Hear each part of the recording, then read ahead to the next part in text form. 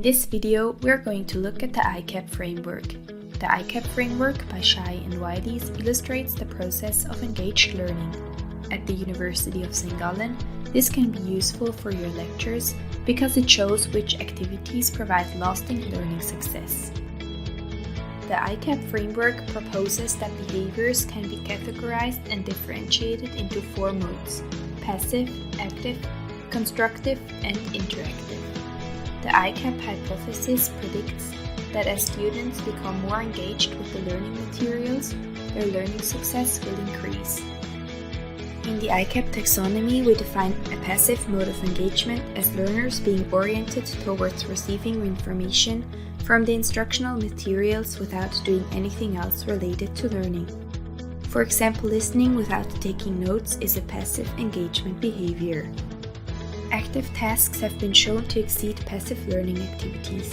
Underlining certain sentences that they think are important is considered active learning. This is superior to reading a text without taking notes.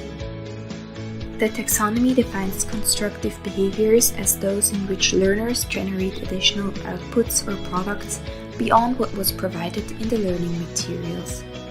Constructive activities include activities such as drawing a concept map, taking notes in your own words, or asking questions.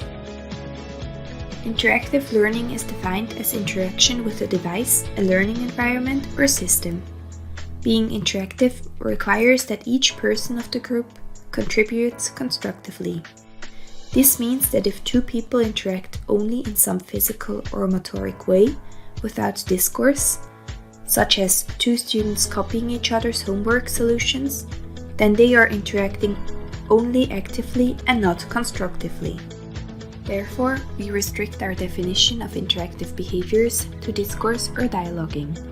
Interactive learning is the highest level of engaged learning and leads to the biggest learning success. To give an overview of the ICAP framework, we can now look at an example. The first engagement activity is passive. An activity within the passive mode would be reading a text. The second mode is active engagement.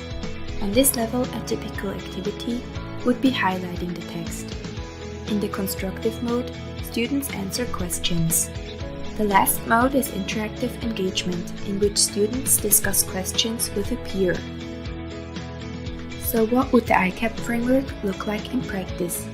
The goal is to use the higher levels of the framework, such as constructive or interactive activities, wherever possible.